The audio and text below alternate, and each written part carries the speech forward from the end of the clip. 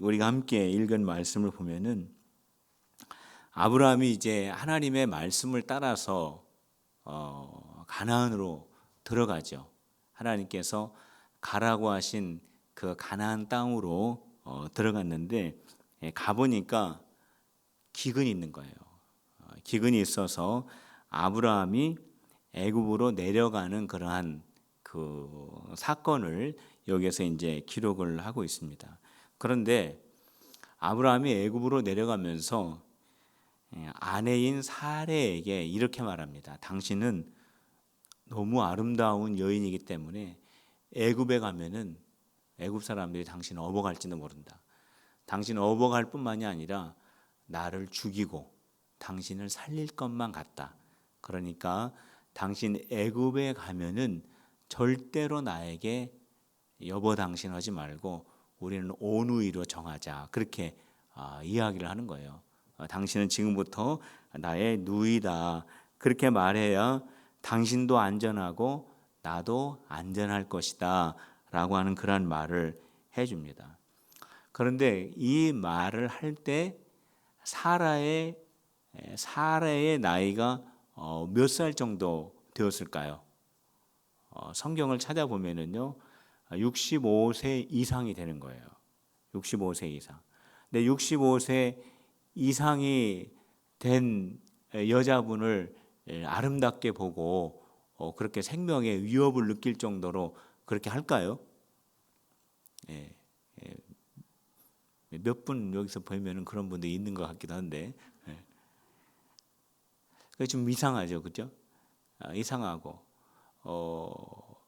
이 본문을 보면은 이 아브라함이 하란을 떠날 때 나이가 75세다라고 그렇게 기록이 되어 있습니다. 그리고 아브라함하고 사레하고 나이 차이가 10살이다라고 하는 것이 성경에 기록이 되어 있어요. 그러니까 65세 이상이 된 거죠. 그런데 65세 이상이 된 이 사레를 정말 애굽 사람들이 정말 그렇게 아름답게 보고 미모가 뛰어난 여인이라고 보았을까? 잘 이해가 안 됩니다만은, 근데 아브라함이 몇 살까지 살았냐면요, 175세까지 살았습니다. 그리고 사레가 127살까지 살았어요. 그러니까 그 당시의 나이로 본다면은 65세라고 한다면 지금 나이로 한 40대 초반 정도가 되는 거죠. 그 나이의 그 배경을 보면은 좀 이해를 할 수가 있게 됩니다. 그렇기 때문에 한 65세 이상 된 그 사례를 참 아름답게 여기고 아브라함이 불안불안했다라고 하는 것이 좀 이해가 되죠. 자, 그런데 문제는 뭐냐면 이 사례가 얼마나 아름다웠느냐가 중요한 것이 아니라 지금 아브라함이 하나님의 말씀에 순종하여서 가나안까지 오지 않았습니까? 내가 지시할 땅으로 가라 했을 때 아브라함이 앞뒤 재지 않고 하나님 말씀에 따라서 여기까지 왔는데 지금 아브라함이 연약한 모습을 지금 보여주고 있는 거예요. 아브라함이 믿음을 가지고 가나안 땅까지 들어왔는데 여기에서 좌로나 우로나 치우치지 않고 그 가나안 땅에 그대로 머물러 있어야 되는데 아브라함이 기근이라고 하는 이 어려움이 오니까 하나님께서 지시한 땅에서 머물러 있지 않고 애굽으로 내려가는 그러한 모습을 보여주고 있다는 거예요. 하나님의 말씀을 끝까지 바라보지 못하고 연약한 모습을 보여주고 있다는 거죠. 더군다나 여기에서뿐만이 아니라 자기 아내에게 나에게 남편이라고 부르지 말라고 합니다. 그 아내를 지켜주지 못하는 그런 아브라함의 모습도 여기에서 보여집니다. 그리고 자기 자신을 지키기 위해서 거짓말을 만들어내는 그런 아브라함의 연약한 모습도 여기에서 발견이 되는 거죠. 자, 아브라함이 누굽니까? 나중에 아브라함이라고 이름이 바뀌게 되죠. 그리고 나중에 이 아브라함은 믿음의 조상이 됩니다. 자, 이 아브라함이 믿음의 조상이 되었는데 이 믿음의 조상이 된 이 아브라함이 처음부터 믿음의 조상이었는가? 그것은 아니었다라는 거죠. 아브라함도요, 처음에는 그러한 믿음의 소유자가 아니었습니다. 아브라함도 여러 번 넘어졌어요. 여러 번 실패하고 넘어지는 그러한 과정을 반복하면서 아브라함은 믿음의 조상이 될 수 있었던 거예요. 사랑하는 성도 여러분, 하나님은요, 저와 여러분들이 믿음의 사람 되기를 원하시는 것을 믿으시기를 바랍니다. 하나님께서는 우리 여기 청년들도 있지만 믿음의 사람이 되기를 원하셔요. 우리 필그림교회가 믿음의 교회 되기를 우리 주님이 기대하셔요. 그런데 처음부터 믿음의 사람은 없어요. 처음부터 온전한 교회는 없습니다. 넘어지고 일어나는 이러한 과정들을 계속 반복하면서 성숙한 믿음의 사람이 될 수 있는 것입니다. 그러므로 내가 지금 넘어져 있다고 해서, 내가 비록 연약한 가운데 처해 있다고 할지라도 지금 그 자리에서 나는 틀렸다라고 생각하고 포기해서 낙심하는 그런 모습을 가져서는 안 됩니다. 넘어지는 것이 부끄러운 것이 아니에요. 왜 그러냐면은 안 넘어지는 사람이 없어요. 다 넘어집니다. 다 실수가 있고 다 연약함을 가지고 있어요. 믿음의 조상이라고 하는 아브라함도 이러한 연약함이 있지 않습니까? 다 넘어져요. 다 실수가 있어요. 그렇기 때문에 넘어지는 것이 부끄러운 것이 아니라 넘어져 있을 때, 넘어진 것이 문제가 아니라 넘어져 있을 때에 일어나지 않는 것이 문제입니다. 넘어지는 것이 문제가 아니라 넘어져 있을 때 일어나지 않는 것이 문제예요. 사랑하는 성도 여러분, 넘어졌다고 생각했을 때 다시 일어나시고, 할렐루야, 할렐루야. 그리고 넘어졌다고 생각했을 때 다시 하나님을 바라보시고, 할렐루야. 넘어졌다고 생각했을 때 다시 믿음으로 일어나는 우리 필그림의 성도들이 다 되시기를 주님의 이름으로 축복합니다. 넘어진 게 부끄러운 게 아니라 넘어진 자리에 그대로 있는 게 부끄러운 거예요. 일어나야 됩니다. 자, 이제 아브라함과 사레가 애굽으로 갔지요. 그러니까 애굽 사람이 아니나 다를까 이 사레를 보고 깜짝 놀라는 거예요. 참 다른 종족의 그 여인을 보면서 굉장히 흥미를 갖고 관심을 갖고 또 아름답게 여깁니다. 근데 그 소문이 바로 왕에게 이제 들려지고 바로 왕은 사레를 데려오라고 하죠. 그래서 바로 왕이 아브라함의 그 아내 사레를 데려오고 아브라함에게는 소와 양과 나귀와 그러한 낙타들을 선물로 많이 이렇게 주게 됩니다.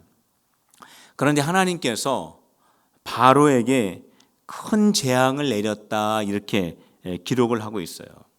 자, 아브라함이 애굽에 내려간 이유는요, 가나안 땅의 기근을 피해서 애굽으로 내려간 거예요.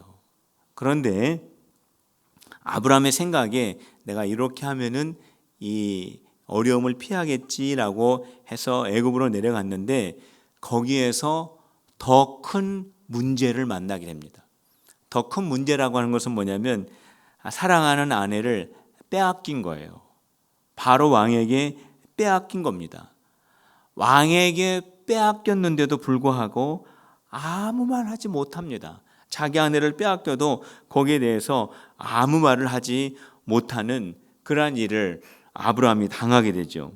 그런데 아브라함이 다시 아내를 찾게 됩니다. 어떻게 다시 아내를 찾게 됐냐면 오늘 성경에 나와 있는 것처럼 하나님께서 바로 왕에게 재앙을 내리신 거예요.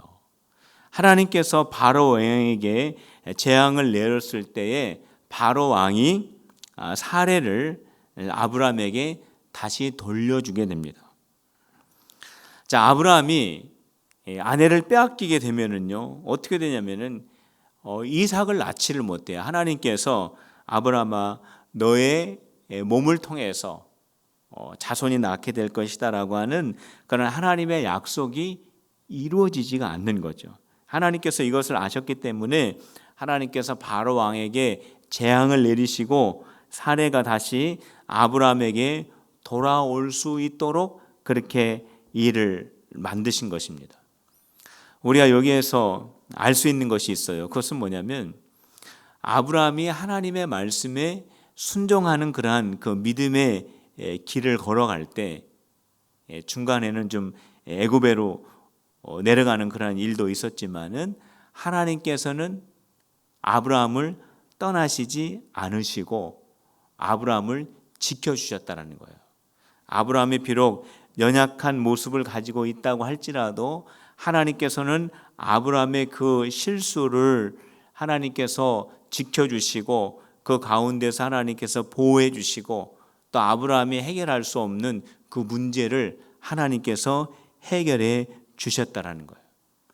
우리가 연약할지라도 우리 하나님은 우리를 여전히 지키시는 것을 믿으시기를 바랍니다. 뿐만 아니라 우리가 해결할 수 없는 그 문제들을 하나님께서 해결해 주셔요. 아브라함이 바로 왕에게 아무런 말도 못하죠. 말하면 죽을까 봐 아무 말들도 못합니다. 그런데 아브라함이 해결할 수 없는 그 문제를 하나님께서 대신 해결해 주셨다는 거예요. 어떻게 해결해 주십니까? 바로 왕에게 재앙을 내려주셨어요. 오늘 본문의 이 말씀을 쭉 읽어보면은 하나님께서 바로 왕에게 이런 말씀도 하셨을 거예요. 지금 너하고 함께 있는 그 여자가 아브라함의 아내다라고 하는 그 말도 해 주셨을 거예요. 근데 하나님께서 하시는 그 일들이 이와 비슷한 일들이 참 많이 있습니다. 요셉이 감옥에 있을 때 그 요셉이 그 감옥 속에서 나올 수 있는 길은 전혀 없는 거죠. 그런데 이 요셉이 그 깊은 감옥 속에서 나와서 총리가 돼요. 어떻게 총리가 되냐면 하나님께서 바로 왕에게 꿈을 꾸게 하십니다. 그리고 그 바로 왕의 꿈을 요셉이 해몽할 수 있도록 그 환경을 그렇게 만드시죠. 또 야곱이 야복강 강가에서 하나님께 축복을 달라고 밤이 새도록 씨름하면서 하나님께 축복을 구합니다. 그리고 그 다음 날 에서를 만납니다. 그 형 에서를 만나죠. 근데 에서가 야곱을 보고 야곱을 부둥켜 안고 눈물을 흘리면서 야곱을 받아줍니다. 그 에서의 마음을 누가 움직이셨냐? 하나님이 움직이신 거죠. 에스더가 이스라엘 백성들이 이제 다 죽게 될 상황이 되었어요. 근데 에스더가 자기 마음속에 죽으면 죽으리다라고 하는 그런 믿음의 결단을 가지고 아하수에로 왕 앞으로 나갑니다. 아하수에로 왕 앞으로 나갔을 때 이 왕이 부르지 않았는데 앞으로 나가면은 죽을 수도 있는 상황이에요. 그런데 에스더가 왕 앞에 딱 나갔는데 이 아하수로 왕이 에스더를 보는 순간에 그 마음속에 어떠한 마음이 들었냐면 에스더가 굉장히 아름답게 보여지는 그런 마음이 들었다라고 성경에 기록하고 있어요. 그 마음을 누가 주셨느냐? 하나님이 주신 거예요. 느부갓네살 왕이 꿈을 꾸게 됩니다. 그 꿈을 아무도 해결할 수가 없어요. 근데 그 꿈을 누가 해결했느냐? 다니엘이 그 꿈을 해몽해 줍니다. 그래서 다니엘이 하나님의 영으로 충만한 사람이라고 하는 것을 드러내게 되는 거예요. 근데 하나님이 하시는 일이 이렇게 하셔요. 하나님은요, 사람들이 생각하지 못하는 방법을 가지고 계셔요. 하나님은 사람들이 할 수 없는 방법을 가지고 계셔요. 하나님은 그렇기 때문에 우리들이 생각하지 못하는 방법과 사람들이 할 수 없는 방법을 하나님께서 가지고 계시기 때문에 우리가 할 수 없다고, 우리에게 방법이 없다고 낙심하지 말아야 합니다. 우리의 생각과 우리가 할 수 없는 방법으로 일하시고 역사하시는 그 하나님을 의지하는, 믿음의 사람들이 다 되시기를 주님의 이름으로 축복합니다. 한번 따라해 봅시다. 나에게는 방법이 없지만 하나님에게는 분명히 방법이 있다. 믿으시면 아멘 합시다. 나에게는 방법이 없기 때문에 안 되겠다, 틀렸다, 그게 아니에요. 하나님께서 역사하시면은 방법이 될 줄로 믿으시기를 바랍니다. 결국 아브라함하고 사례는요, 다시 가나안 땅으로 올라가게 됩니다. 네게부 땅으로 올라갔다, 이렇게 13장에서 이제 시작이 되고 있는데, 그 네게부 땅이 이제 가나안 땅이죠. 가나안 초입으로 이제 애굽에서 이제 들어가게 되는데, 아브라함이 생각했을 때 애굽으로 들어가게 되면은 기근을 피할 수 있을 것이라고 그렇게 생각을 했어요.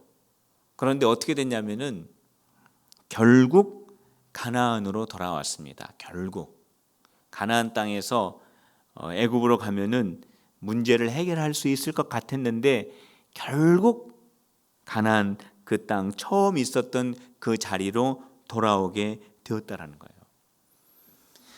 아브라함이 생각했을 때 애굽으로 가면은 가나안 땅에 있었을 때보다 뭔가 더 좋은 것이 있을 것이라고 생각했지만 하나님은 아브라함이 애굽에서 어떤 하나님의 기적과 역사들을 경험하기를 하나님께서 계획하신 것이 아니라 가나안 땅에서 하나님의 역사를 아브라함이 경험하기를 원하셨기 때문에 그래요. 그래서 아브라함이 애굽으로 갔지만 결국 가나안 땅으로 돌아오게 됩니다. 우리가요 생각할 때 내 생각에는 이렇게 하면은 더 좋을 것 같다. 이렇게 하면은 더 일이 빨라질 것 같다. 라고 생각하지만 그것이 하나님의 뜻 밖에 있는 것이라면은 그거는 유익한 것이 될 수 없는 것입니다. 결국 제 자리로 돌아오는 거예요. 왜 그러냐면은 우리의 생각보다 하나님의 계획이 더 완전하기 때문에 그래요. 우리의 생각보다 하나님의 뜻이 더 분명하기 때문에 그렇습니다. 그렇기 때문에 우리가 하나님의 말씀에 순종하는 것이 좀 느려 보이고 이것이 좀 안 될 것 같지만 하나님 앞에 순종하는 그 길이 가장 안전한 길이고 가장 빠른 길이에요. 믿으십니까? 한번 따라해 봅시다. 순종의 길이 가장 온전하고 가장 빠른 길이다. 이 순종의 길이 가장 안전하고 가장 빠른 길이에요. 요나가 하나님으로부터 말씀을 듣습니다. 요나야, 니느웨에 가서 나의 말을 좀 전해다오. 그랬을 때 요나는 다시스로 갔습니다. 왜냐하면 니느웨 사람이 너무너무 싫었기 때문에 그래요. 니느웨에 가서 하나님의 구원의 말씀을 전한다라는 것을 요나가 참 받아들이기가 어려웠어요. 그래서 어떻게 했습니까? 요나가 다시스로 갑니다. 근데 하나님께서 그 길을 그냥 놔두지 않죠. 요나가 가는 그 다시스로 향하는 그 길에 큰 풍랑이 일어나게 되어서 요나가 그 풍랑 속으로 빠지고요. 거기서 큰 물고기를 하나님께서 준비하셨다가 그 물고기가 요나를 삼켜가지고 그 물고기가 요나를 토해내었는데 거기가 어디냐면 니느웨예요. 거기가. 결국 요나는요, 자기가 아무리 생각하고 자기가 노력하고 자기의 생각대로 향하여서 멀리 가려고 애쓰고 노력은 하였지만은 결국 어디로 돌아오냐면 하나님께서 역사하실 그 장소로 다시 돌아오게 되었다라는 거예요. 성도 여러분, 우리들이 생각하는 길이 빠른 것이 아닙니다. 내 개인이 생각하는 그것이 어떻게 보면 더 좋아 보이고 더 빠르게 여겨질 수 있는 것 같이 보이지만은 하나님의 말씀에 순종하는 것이 가장 온전한 길이라고 하는 것을 저와 여러분들이 잊어서는 안 돼요. 하나님께서 저와 여러분들을 인도하실 때 어쩌면은 광야의 길로 인도하실 때도 있어요. 그럼에도 불구하고 그 속에서 하나님께서 우리를 인도하시는 그 길 속에서 벗어나지 않는 저와 여러분들이 되어야 합니다. 왜냐하면 하나님께서 우리를 인도하시는 바로 그 길 속에서 우리가 순종하고 그 길을 따라갈 때 그 길이 가장 안정된 길이고 그 길이 정도이기 때문에 그렇습니다. 그 길로 나아갈 때 그 끝에 가나안의 땅이 기다리고 있는 거예요. 시험이 온다고 할지라도 돌밭 같은 그런 마음같이 믿음에서 떠나는 사람이 아니라 그럴 때일수록 말씀의 뿌리를 더 깊이 내려서 좌로나 우로나 치우치지 않는 우리 필그림의 성도들이 다 되시기를 주님의 이름으로 축원합니다. 기도하시겠습니다. 할렐루야. 하나님 아버지 감사합니다. 오늘 주님께서 우리에게 말씀하여 주시는 귀한 이 말씀을 통해서 저희들이 주님의 그 귀한 인도하심 가운데 머무를 수 있게 하여 주시고 하나님의 그 말씀 가운데 순종하는 데 나아가게 하여 주시고 저희들이 늘 주님의 말씀 속에서 인내하며 말씀의 뿌리를 깊이 내리는 저희들이 되어줄 수 있도록 인도하여 주시옵소서. 하나님, 오늘 저희들이 찬양하며 하나님 앞에 기도할 때 저희들의 입술에 고백이 되지 않게 하여 주시고 심령의 고백이 되어줄 수 있도록 역사하여 주시옵소서. 성령의 두루마기를 저희들 가운데 덮어주시고 저희들이 신령과 진정으로 찬양하며 하나님 앞에 간구할 수 있는 거룩한 밤이 되어줄 수 있도록 축복하여 주시옵소서. 예수님의 이름으로 기도하옵나이다. 아멘. 우리 시간